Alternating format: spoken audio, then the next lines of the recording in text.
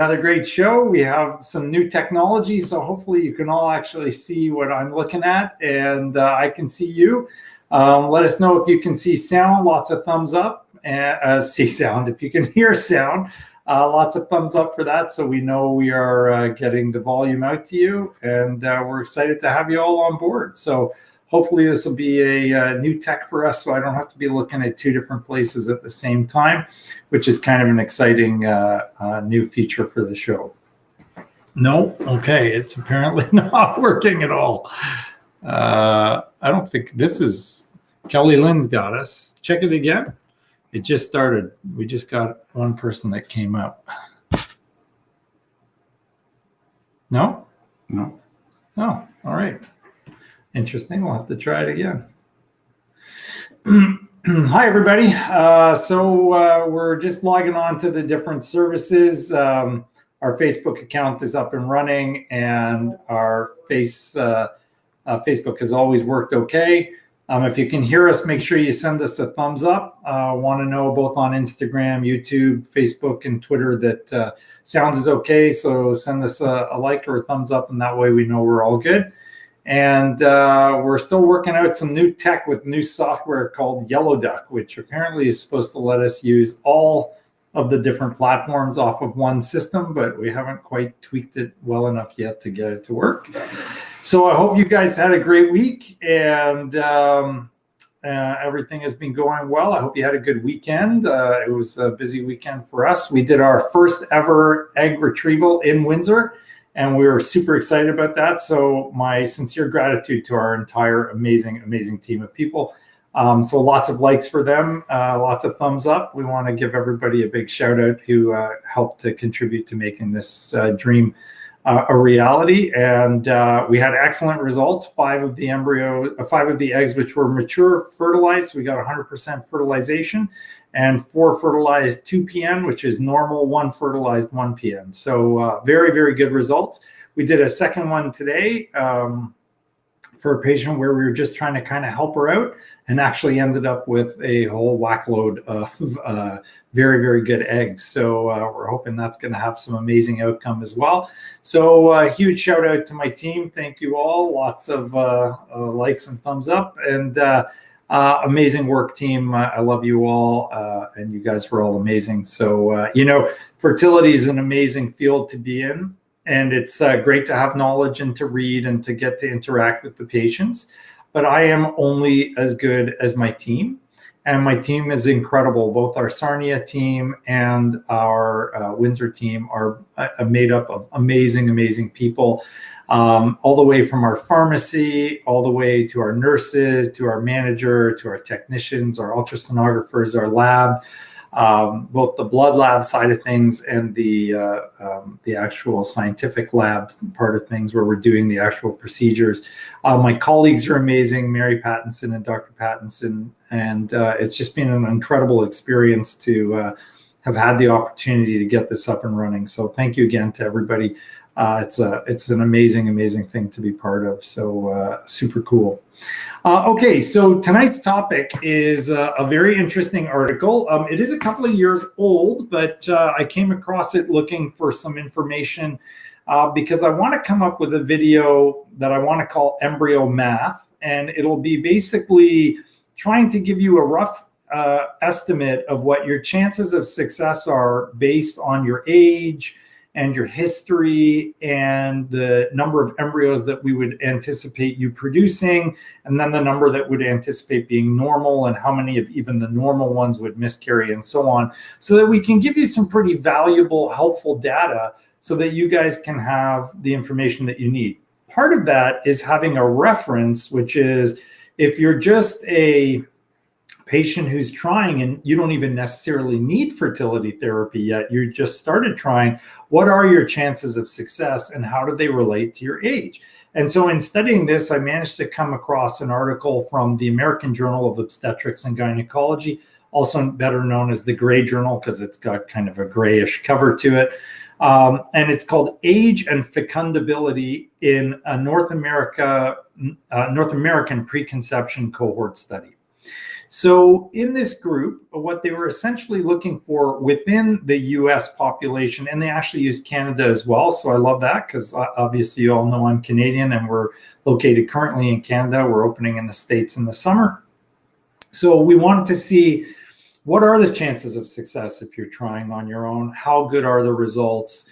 Do you need fertility therapy? At what ages do we need to start being concerned about the outcome? So what these guys did was they went out and they established a protocol where they started searching for patients to include in their study. And it was called the Presto Study, and that stood for Pregnancy Study Online. And what they were trying to do is assess the natural fecundability, which is your chance of getting pregnant per cycle, or they call it the risk of getting pregnant per cycle, for patients who are just naturally conceiving. So obviously they had some specific criteria. Eligibility was you had to be female, 21 to 45 years old. You had to be a resident of the US and or Canada. And you had to be in a stable relationship with a male partner. So they were not looking at same-sex couples here, and that's important to know. And obviously that was just for tracking of patients that were not using fertility assistance. And obviously with our homosexual clients, we can't do that without some degree of assistance, both on the male and the female side. So they weren't looking at that specific population in this study. And studies do show that there are differences in their success rate. So that's important to kind of segregate out from this pool. So they allowed the women who were brought into the study to then include their partners if their partners were older than 21 years of age and had reasonable health status. They recruited 5,249 women who completed the baseline questionnaire. They did exclude some women because they didn't know when their last menstrual period was. There were some that had been trying for more than several months, so they started wondering, are those patients maybe not as fertile? So if it was more than 3 months at study entry, they excluded them.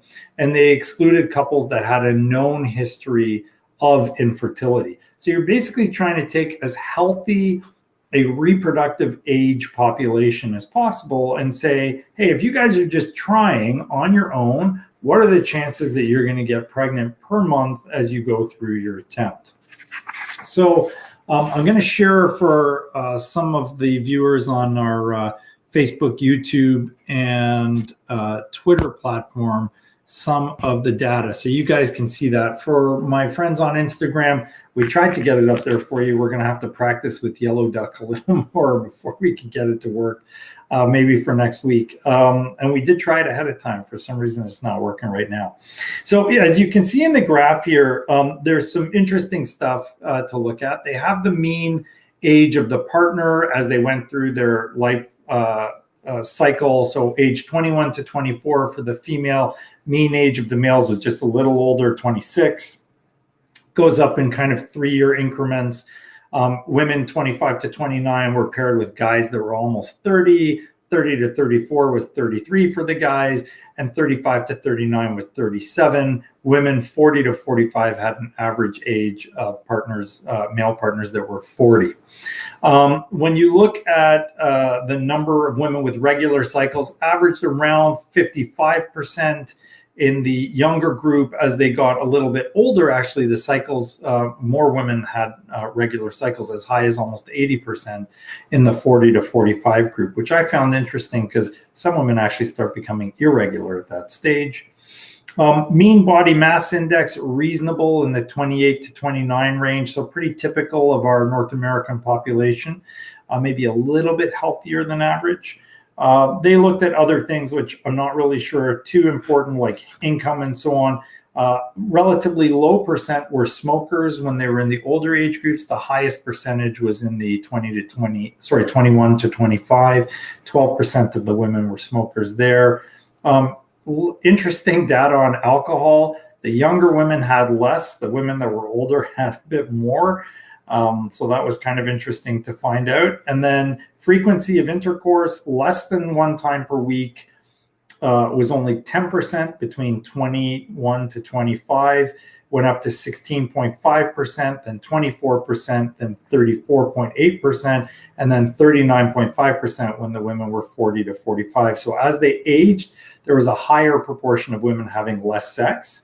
And then similarly, when they looked at the women who were having intercourse more frequently, more than 4 times per week, it was kind of the reverse. That was much more common in the younger population, much less common in the older population. So the next thing that they kind of looked at here was the actual outcomes. So they broke it down into 2 groups. There's the group that has essentially 6 cycles of trying, and a group that had 12 cycles of trying. And then they adjusted based on all of the confounding factors. So here's the really important thing. They used the 21 to 24-year-old age group as the reference level. And they said that over 6 cycles, your chance or percentage chance of success was 56.8%, and over 12 cycles, it was 70.8%. As you went through the various age groups, so you're going from 21, 24 to 25 to 27, 28 to 30, and so on, the chance of success in both categories, 6 months or 6 cycles and 12 cycles, started to quite significantly fall off. So in the 6 cycle group, by the time you're getting to 37, you're down to 46% from 56.8. But when you get to the 40 to 45-year-old group, it dropped down to 27.6%. When you were looking at the 12 cycle group, it went from 70.8% in the youngest women down to 55.5%. Now, it is really important that you guys all understand that this is the percentage that became pregnant. It is not the percent that had live birth. Remember, in the 40 to 45-year-old age group, you're probably looking at somewhere around a 50 to 60% chance of miscarriage. So that 27.6% within 6 months is really almost less than half that. You're probably looking around a 10% live birth rate, or maybe even less.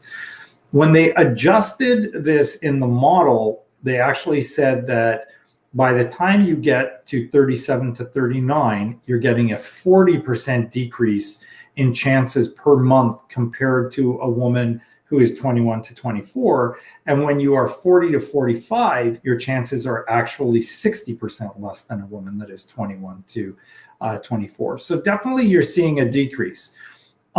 Fortunately or unfortunately, depending on your perspective, the guys actually make absolutely no difference based on their age. So when they analyzed the men, they showed that there's no difference in the age of the men, even when they were going over 40, although they did mention that a lot of their men were not over 40, so it's hard to extrapolate. And we do have data that demonstrates that there are changes in the quality of the sperm, the DNA fragmentation, and so on for the guys. So this is really, really important to understand as well. The other thing that they looked at was whether or not being pregnant before made a difference, and it did. So when you looked at the women who had never been pregnant before, the nulligravids, and you can see it in table 3 in this study, if you were in the 40 to 45-year-old age group, you were 80% reduced compared to the last data that I showed you, which showed that you were only 60% reduced. But when you were looking at exclusively the women that have never been pregnant before, you're actually looking at an 80% reduction. If they had been pregnant before, it was a 52% reduction for that 40 to 45-year-old age group. So the important data from all of this is, or the important outcome of this is, your age does have a significant impact on your success rate. The older you become, the lower the chances of success, and it is statistically significant, and the numbers are important. So if you're looking at it when you're really young, you are seeing as high as a 70% chance after a year of you becoming pregnant. Some of those patients will miscarry, but it's pretty low at a 20-year-old age group. But by the time you're in the 40 to 45, you're looking at probably, even after a year of trying, around somewhere between 10 to 20% chance maximum. So these are really, really important numbers to include when you're doing your own calculus of how long should I try for, how many times should I try, when should I seek help, because you have to know the numbers before you start diving into treatments that are potentially expensive. Really great information that came out of COVID, and there hasn't been a lot of good that's come out of COVID, but one thing that did come out of Italy was that they noted that patients with unexplained infertility actually were starting to get pregnant much more frequently during the lockdowns. And the whole explanation or understanding behind it is they're actually home having more sex. So they're saying now that maybe some of the patients that were previously unexplained aren't actually unexplained. They actually just needed more time having more frequent intercourse. And so these are some of the things that we need to include when we're talking to patients, because there are patients that come in that don't need treatment. And if you don't need treatment, you shouldn't be getting treatment. So is it a factor or a fiction that your age is important? It is a fact as a female that your age is important. But the data is actually quite reassuring that most women have a reasonable chance even once they're over the age of 40. Does that mean it'll be easy? No. Are there women that have diminished ovarian reserve and will run into trouble? Yes. But it does mean that there's a chance. And remember, as long as you're willing and you're open to various options, there's almost always a chance. It's very, very rare that we can't actually help anybody. If you look back at our fact or fiction from a few weeks ago, actually, we reviewed the study that showed that if you have 3 genetically normal embryos, even without doing any fancy treatments, intralipids, steroids, heparin, any of that stuff, you have a 95.2% chance of having a live birth, guys. So very, very important information for everyone to know. And hopefully you like that part of the show and we'll find that information useful. As always, like, comment, share. A big round of applause to Tarek for trying to get our system all up and running all on one. Sorry that didn't work out, but hopefully a great topic, and definitely give us comments. Let us know what your thoughts are. We're going to start taking questions now, and I'll start over here on Facebook. How common are 2-day 4-cell transfers? RE suggested this after IVF cycle ended in 5 embryos arrested on day 6. Just had second IVF cycle, 6 4-cell embryos on ice, and a failed fresh transfer. Was this a mistake? Called today, looking forward to hearing back from Windsor Clinic. It is not common to do day 2 transfers. I have not done very many at all on day 2. Obviously, the standard used to be day 3 transfers, and we did loads of those in the past. The idea behind that, and we've talked about this on almost every show, is that maybe your body is better at housing an embryo than our incubators are. And it probably is. So the reality is that the human body cannot be duplicated in a lab. And there are millions and billions of processes going on inside you that we just can't mimic in the laboratory environment. So is it possible that an embryo, a day 3 or even a day 2 embryo, will do better inside you than it would in the lab? Yes, it is possible. Is it likely? Hard to know. The theory has always been that if the embryo isn't strong enough to live until day 5, maybe it's not going to do as well, going in you. But no one actually knows that, and it's impossible to test because you can't take the same embryo and transfer it and not transfer it at the same time. So we don't actually know what the answer to the question is. A good friend of mine, Eve Feinberg from Northwestern in Chicago, who is one of the best fertility specialists I know, she's one of the advocates for saying if you try day 5 and it doesn't work, try day 3. And we've done that as well. So I'm not against it. And there are embryos that do arrest. So maybe they need something from the maternal environment that we just can't provide them in the lab. We always say, oh, it's an egg problem or it's a sperm problem, but it may just be a uterus problem. So these are things that you need to think about and consider for sure. I had an endometrial biopsy after my hysteroscopy to ensure my medications got rid of the endometritis. Why isn't an endometrial biopsy a routine procedure before a transfer to rule out a possible case of endometritis? I have had 2 ladies tell me that after a few failed transfers, a biopsy was done and endometritis was found, then their transfers worked. So the reason is endometrial biopsies are very poor at detecting chronic endometritis, even acute endometritis. It's only accurate about 50% of the time, sometimes less if you don't have a pathologist specifically trained in what to look for. So I'm a much bigger fan of doing the molecular type testing, which is why we use Fertilization. out of Greece, and they are able to actually look for specific infections in your endometrium. To me, that makes a lot more sense than having a 50% chance of missing something. The folks at iGenomics have made an entire industry out of this, where they came up with their Emma and Alice test, which looks for bacterial dysbiosis or abnormal levels of bacteria in your uterus, and they can test for it. The big problem with all of these is that we don't know how to fix it if we find it. So no one's actually proven that detecting it actually leads to a better outcome when you fix it, although we all believe that it does.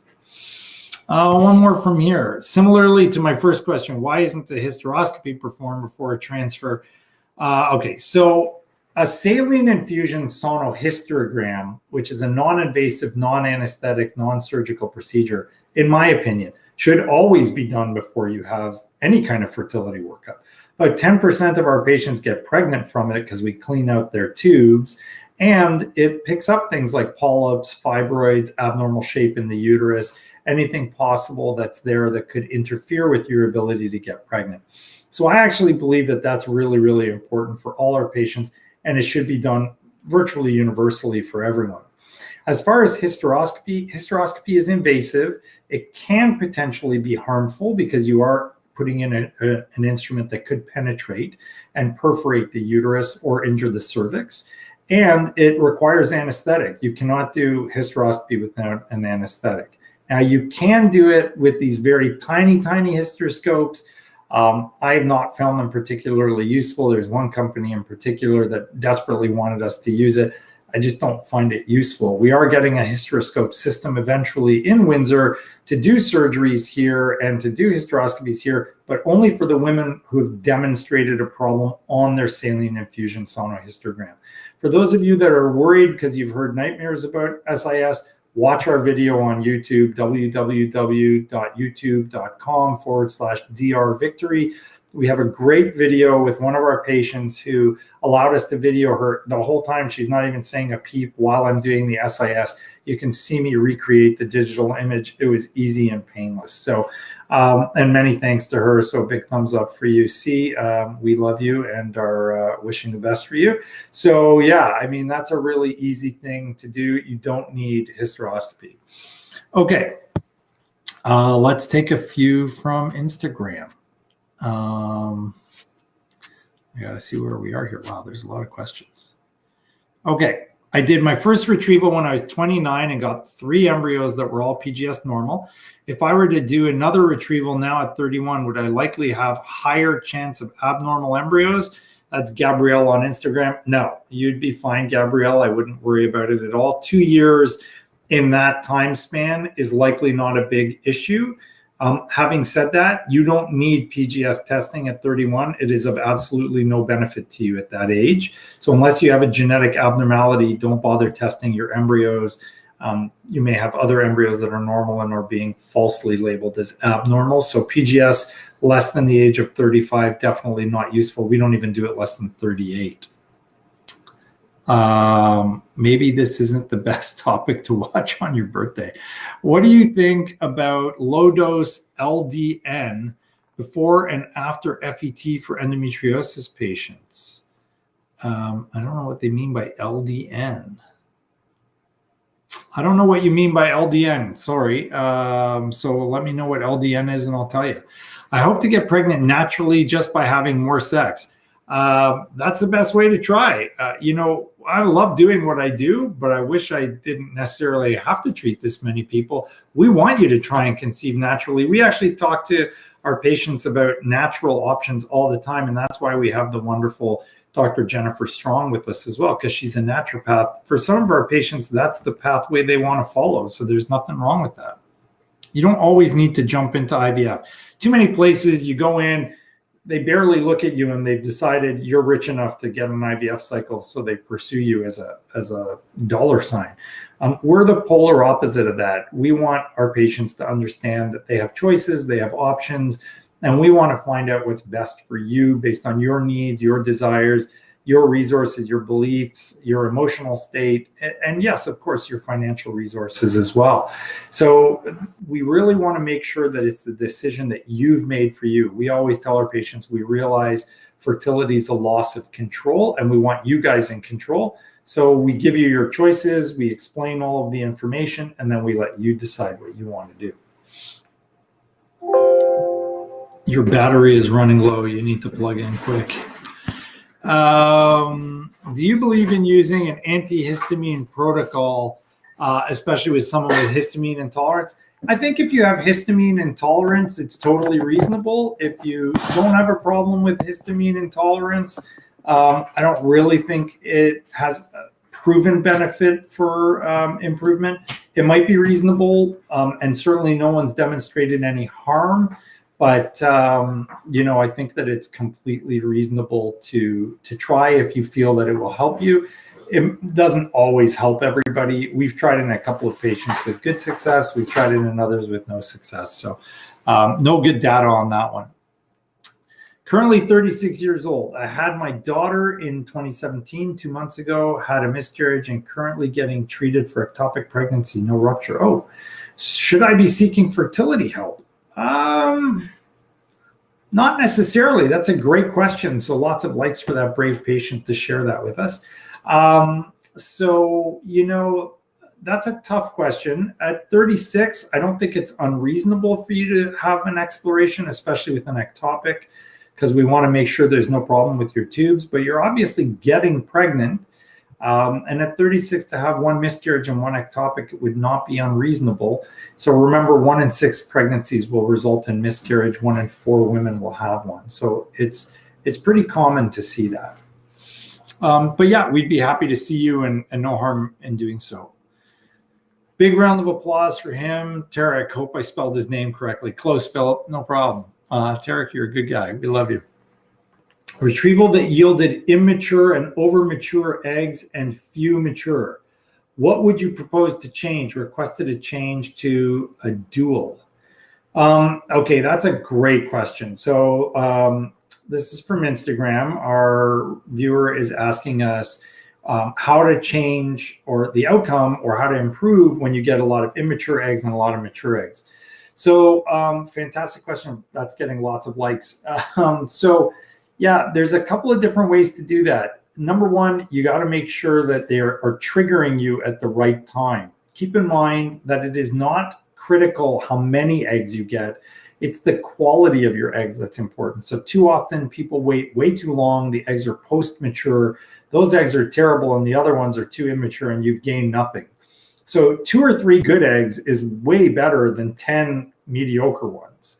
So don't go for quantity, always go for quality. We emphasize patients trying to do their stim within 11 days, 12 at the very, very most. You don't need to get pounded with super high levels of drugs necessarily.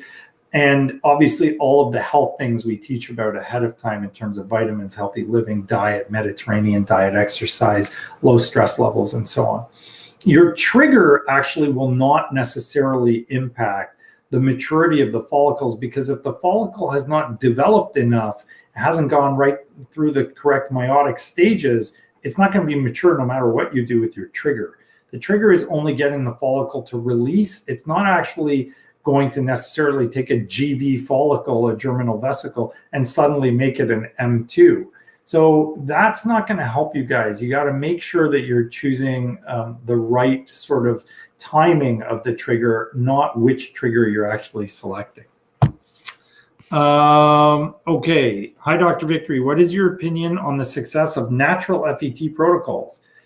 Pending there is a good lining and regular ovulation. Thanks. So the truth is that every week there's a study that compares a stimulated cycle for FET to a natural cycle for FET, and it always goes back and forth, back and forth, back and forth, back and forth. So no one knows. About 2 months ago, there was literally day 1 and then the next day, a study that said that it was the same outcome no matter which way you did it. And then the next day they said, no, the miscarriage rate is higher with the stimulated cycle. So no one really knows. The answer is that you can try whatever you want. If you're more comfortable with natural, it's perfectly fine. If you're more comfortable with stim, do stim. I like the control of the stim cycle, but that's because I'm a doctor and we're all control freaks by nature. So that's the reason we do it that way. I had a few days of bleeding after my biopsy. You mentioned this is normal. Yep. But my question is, what exactly was part of the biopsy that caused this bleeding? So we're scratching the inside of your uterus. It disrupts the endometrium, and so it becomes unstable and it bleeds. And it's totally fine that you're full of questions, Marianne. No worries. What does that say? How does age impact as a surrogate? Great question. How does age impact if you're a surrogate? It doesn't. One of my favorite stories is my patient who had significant psychiatric concerns, could not get pregnant herself, and therefore brought her absolutely adorable roly-poly mother all the way from a country all the way around the other end of the world, who got pregnant not with just one baby but two, and was quite significantly older, and she did great and had twins, and they lived happily ever after. So if you're a surrogate, as long as you can develop a lining, it's not an issue. Your age is not important. However, the risks of high blood pressure and diabetes do increase, so you want to find someone who is healthy. You can't just take anybody and get them pregnant at 50. They can run into a higher risk in terms of their own health concern. It's not a problem so much for the baby. It is a higher risk for the person that's actually carrying, though, potentially. Hi, Dr. Victory. After an egg retrieval procedure, is a period lasting about 14 days at all normal? Chelsea Lane. Chelsea, it isn't really normal to go on that long, but it depends on how high your estrogen level was, how thick your lining became. So definitely talk to your doctor if that's what's happening. We would want to make sure it's settling down. How long does it take for a subchorionic hematoma to resolve? That is the billion-dollar question. Amazing question. Lynn C. So Lynn, tons of thumbs up for you. The answer to that question is nobody knows. It's hard to know how long it takes because it depends on the size of the subchorionic hematoma. It depends on whether you got it traumatically, atraumatically, whether there's a problem with the shape of your uterus. Are you a smoker, drug user, drinker? Do you have high blood pressure? Do you have lupus? All of these things. Are you on blood thinners? So all of those are really important, but I can't necessarily answer that for you because it's not a single thing. Okay. Can you repeat the name of the study or post the percentage by age? Jess Beans. Jess, it's on the American Journal of Obstetrics and Gynecology, and it is called Age and Fecundability in a North American Preconception Cohort Study. And it's by Wesselink, Wesselink, first name Amelia, Amelia. So you can find it there. Okay. Can you please explain what's included in a normal IVF cycle? Oh, that's a great question. What is the cost of embryo freezing transfer if there are any embryos left? Okay, well, I can only explain for our clinic. I can't tell you about everybody else, at least for cost, but I can tell you about what's included. So I don't like breaking up IVF into lots of little components. So we didn't want to nickel and dime people. We just wanted people to know this is what they're paying. It's a one kind of price. You pay for everything in that one price. And that way you're not getting asked to pay for this and then pay for that and all this other stuff. So we have a package of IVF presentations that has packages for what we call conventional, which is just your garden variety IVF.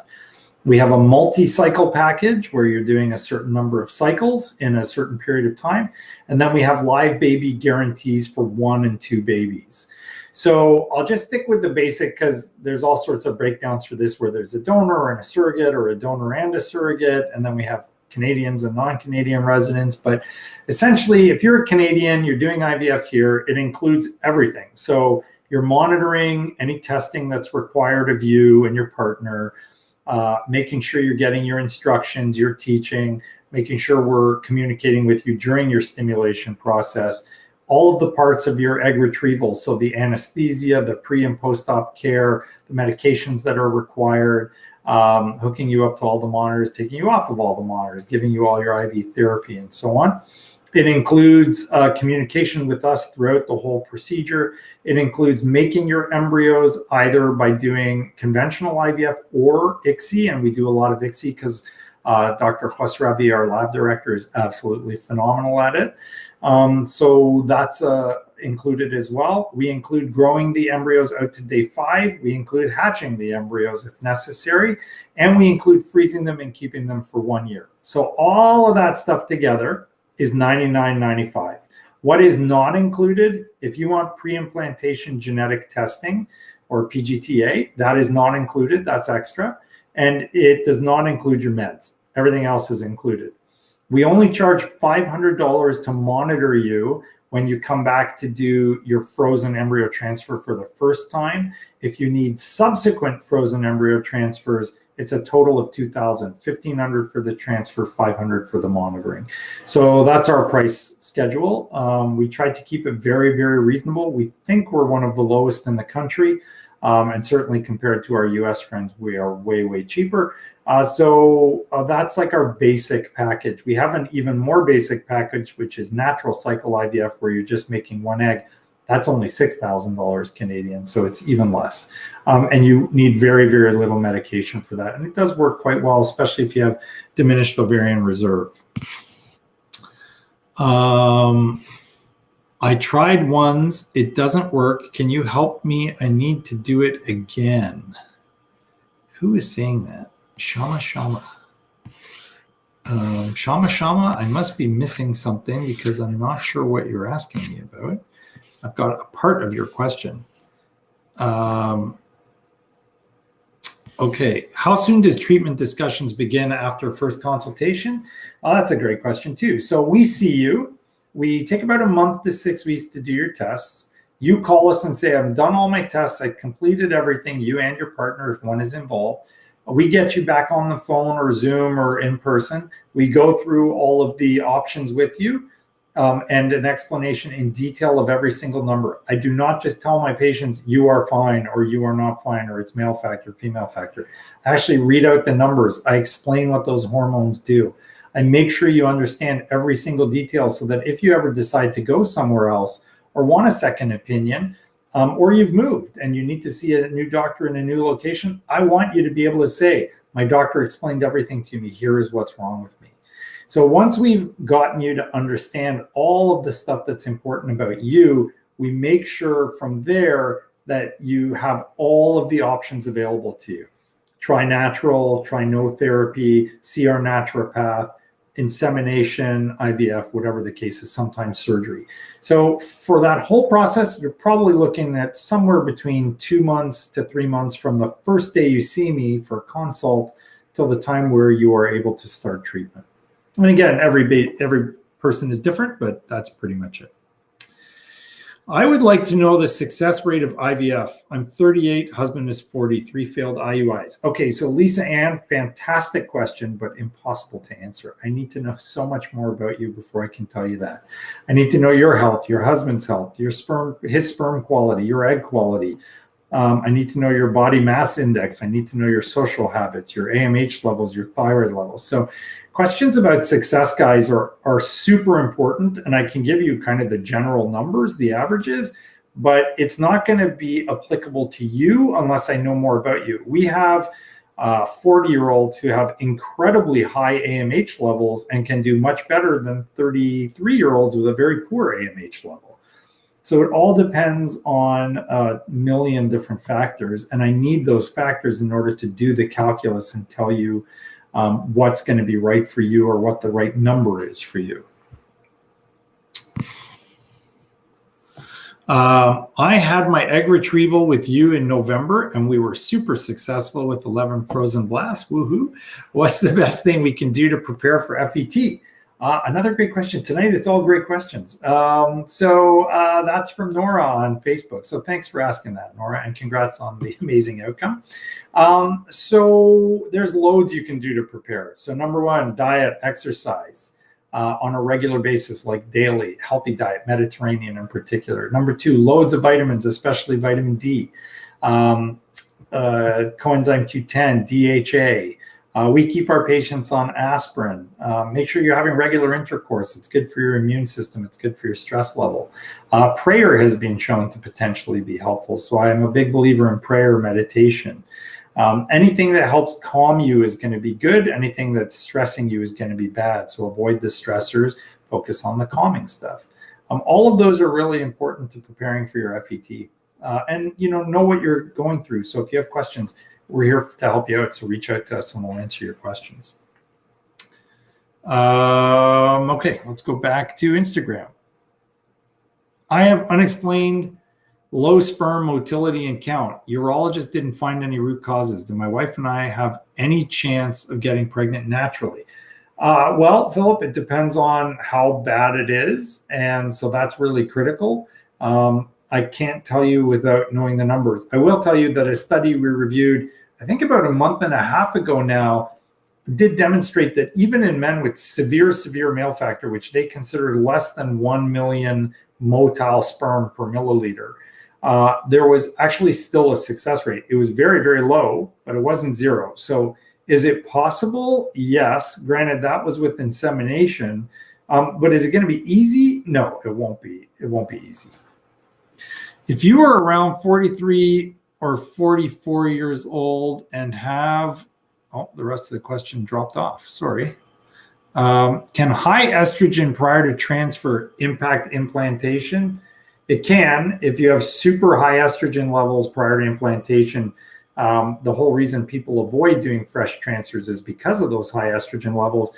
So depending on what you read and believe, yes, it likely can impact your success rate. And I would be shy about doing it if they were super high.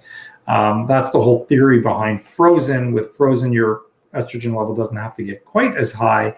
And so it can be a little bit more successful in that regard. Lots of likes for that answer. If my wife wants to do a test under Fertilization, how difficult is it to get it done?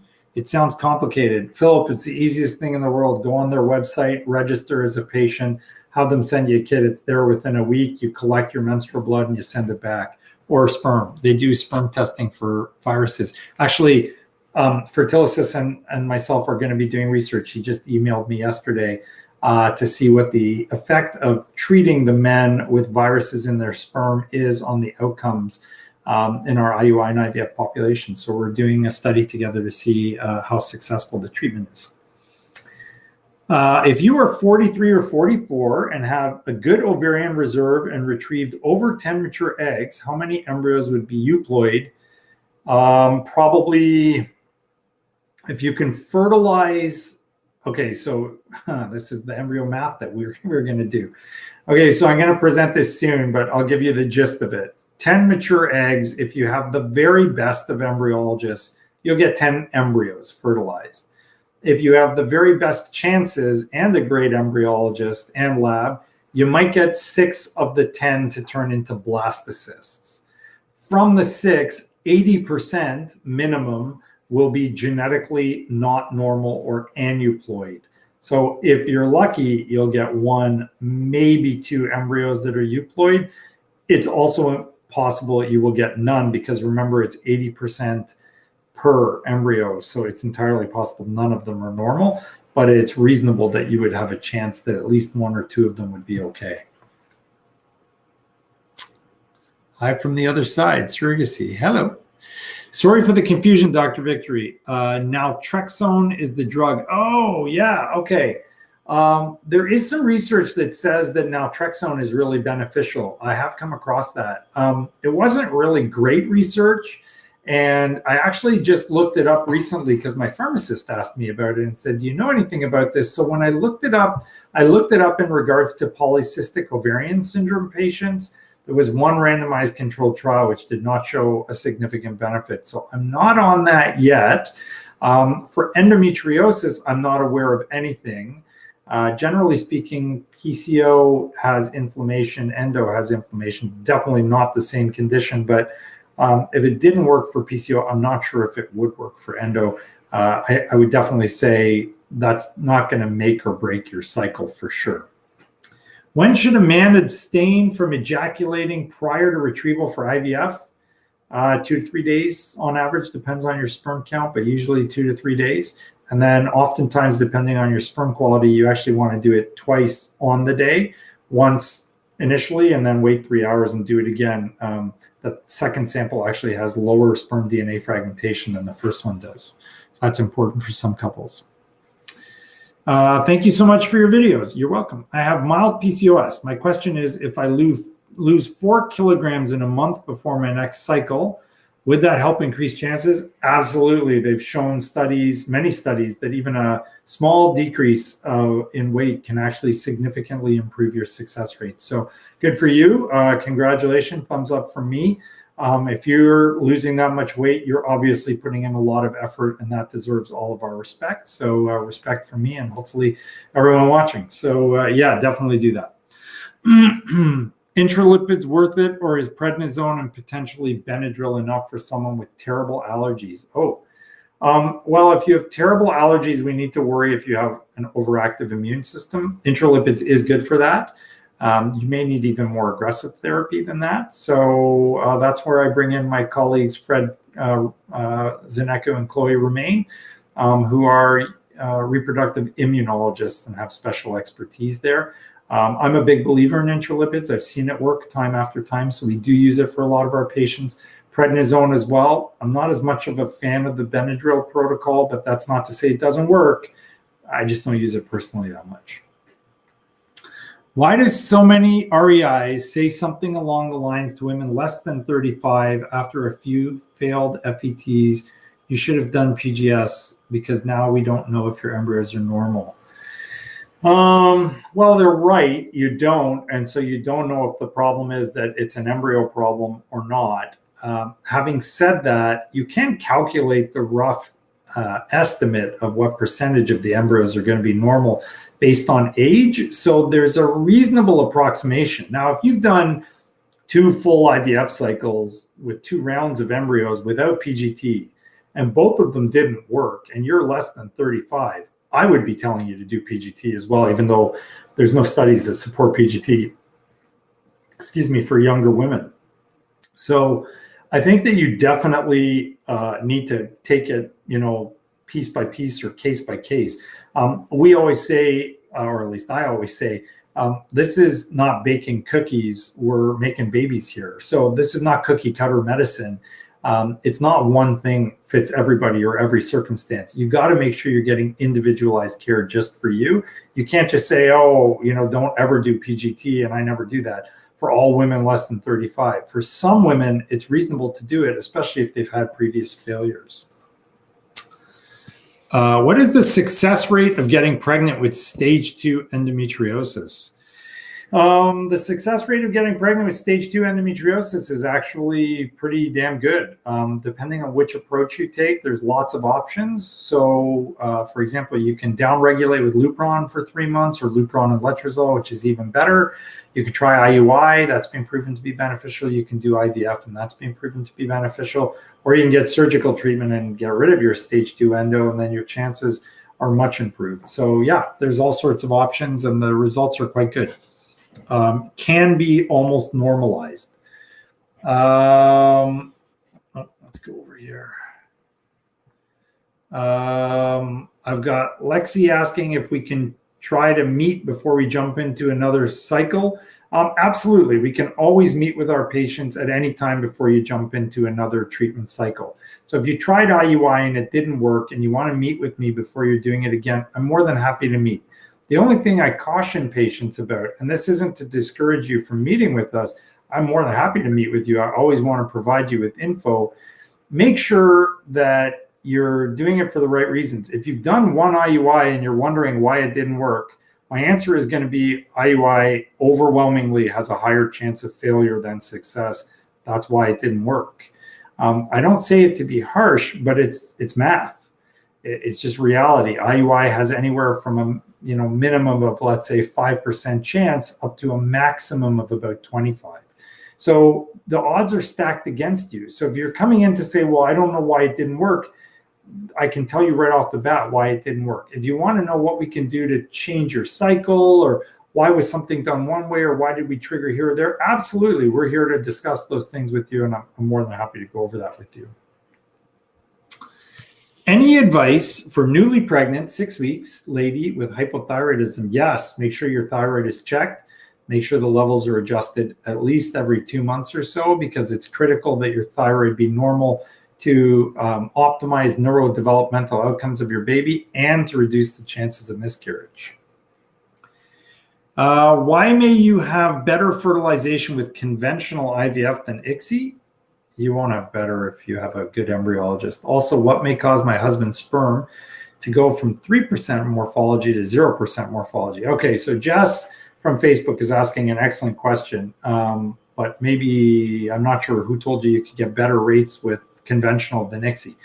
If you have a good embryologist, big round of applause for Dr. Khosravi, our embryologist, who we all love and adore, then you're going to get very high rates. So I remember sitting in a discussion in Chicago at a Midwest Reproductive Symposium a few years back, where everybody was saying, well, you don't need to ICSI everybody because the success rates are 50% with conventional and 70% with ICSI. And I was like, what?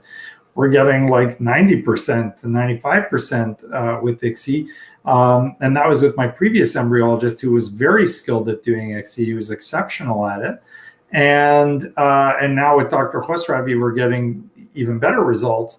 And so, the question was, why are you guys getting 70%? So it's lab dependent and operator dependent, or embryologist dependent in this case. So make sure that you're getting the right numbers. As far as why did his morphology go from 3 to 0, heat, low vitamins, smoking, drinking, drug use, stress, varicocele, damage to the testicles, infections. There's loads of possibilities there. Okay, back to Instagram. Do you do a retrieval 35 or 36 hours post-trigger? Fantastic question. That's an awesome question. I do 35. Some people do 34 and a half. Some people do 36. Many centers that are poorly organized aim for 36 and end up doing 37, 38. So we aim for 35, and typically within about 10 or 15 minutes of that mark, we're on time. So the reason I do that is we had one patient once, which was enough for me, who made it to the 36-hour mark and started releasing all of her eggs on her own. I don't know why, I don't know how, it just happened. So after that, I learned my lesson, and I always did 35. So we do 35. If you are, oh, that was the same question. We already answered that one. Follow up, further explanation regarding question. Both my retrievals were done 35 hours post-trigger, and both had 4 immature eggs. So you got to look at your cycle stim sheet to understand why you had so many immature eggs. The 35 hours mark is not the problem for your immature eggs. And it depends on how immature. If they were M1, you could argue waiting a little bit, it might happen. But if they were GV, they just triggered you way too early. Your follicle sizes are too small. 1 hour will not make a difference, no. If you realize your patient ovulated from some follicles before the egg retrieval, would you continue with the retrieval? Doesn't LH surge damage the eggs if you can be retrieved? No, your LH surge doesn't damage the eggs at all. I mean, we're giving you an LH surge when we give you Lupron or HCG. So you can still do a retrieval, but typically if they've started to release, you're going to have a hard time catching them. So that's a different story entirely. We usually do insemination if it was a low number of eggs. If it's a high number of eggs, you're kind of scuppered. You can go into the fluid in the back of the uterus. It's in where we call a cul-de-sac. You can actually suction the fluid, and you will sometimes retrieve eggs. Adventurous, doesn't always work, but sometimes you'll find eggs there.